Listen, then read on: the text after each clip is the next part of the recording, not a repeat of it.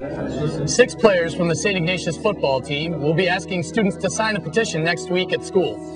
These players want their fellow Wildcats to endorse an initiative to combat youth-on-youth violence. We're at Parma Byers Field, the home of St. Ignatius Wildcats, where we just finished up a game. But what was most important was not the victory. Well, it was a different type of victory. Victory that involved young men standing up against youth violence. That was the most victorious moment of this occasion this evening. It means a lot that St. Ignatius is doing this. Me and my family are very appreciative. You know, my son too. On August 24th, me and my 14-year-old son, Lavelle Jordan, we were walking to the store, going through our neighborhood park. 2 guys got out of a van and started shooting through the park, and bullet hit my son in his neck. Right now he's paralyzed from his waist down. He has little movement in his arms, but it's progressing day by day. Usually get up and get active, because I mean, who's to say that the person that got beat up wasn't you? You know, I mean, it could happen to any one of us. The kid who was beat to death in Chicago was an honor student. And I mean, it could happen to any one of us. So we were walking to the store, an innocent kid got hurt for no apparent reason. Violence thing, just trying to tell people, cool down, or just trying to blow off somewhere else. Because some of this stuff is kind of getting a little ridiculous now. Like you said, kids coming walking through festivals and stuff, just getting jumped and stuff. People not even trying to get into violence, just walking around, just trying to go on with their day. Sherry Weinmiller, the mother of Justin. Apparently, he was walking home from the St. Rocco's Festival, and at least 20 guys swarmed him and started beating up on him. My name's Justin Weinmiller. After leaving McDonald's, this is the last thing I remember getting ready to leave McDonald's, talking to my friends, and then that's it. I remember waking up in the hospital next.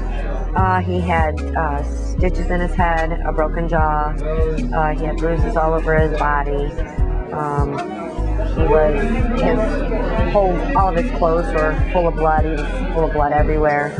Quite a bit that they had to call the fire department out to hose down the blood off the sidewalk. A group of people, thousands of people standing up in concert to speak out against youth-on-youth violence, and also presenting game footballs to victims of youth-on-youth violence, the mothers and the sons. What was so compelling is that Miss Shantae Barnes came out today when she very well could have been at Metro Hospital with her son, who is paralyzed as a result of a bullet that struck him in the neck. But yet she was here to stand arm in arm with us to speak out against a very vital thing that's happening in communities across America. The community, they do need to speak out, and a lot of mothers, children, they all need to stick together and walk down these streets. Speak out. I mean, express this, because it's not going to stop with just one person trying to do this. It's going to take the whole community.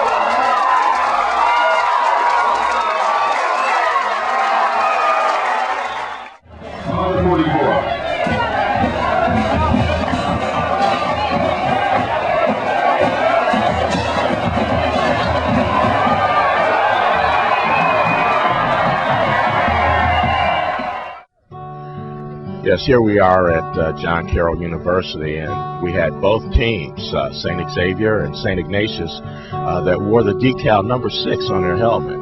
Why did they do that? In commemoration of an athlete at University of Connecticut that was killed. He represents an ongoing trend in this country that we've got to stop, and St. Ignatius and Xavier are campaigning against. And what that is youth-on-youth violence.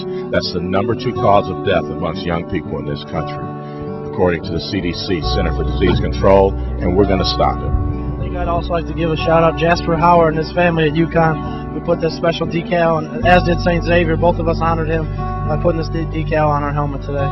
So it's about a bigger effort and something a little bit bigger than us. You guys were wearing the number 6 on the helmet. Right. That certainly is as a statement about youth violence. A young man from Connecticut who stabbed a player. His number was 6, and the Xavier kids and our kids, really the kids did it. I didn't do it. You know, this was their idea. Because a lot of our kids are really, in the last month or so, maybe more, really been trying to do some statements about youth violence, how terrible this thing is, you know, and more and more teams are kind of joining the pursuit on this, and you know, you just hate to see young people fighting young people and turning it into tragedy. So maybe it's a small little gesture, but that's the right thing to do.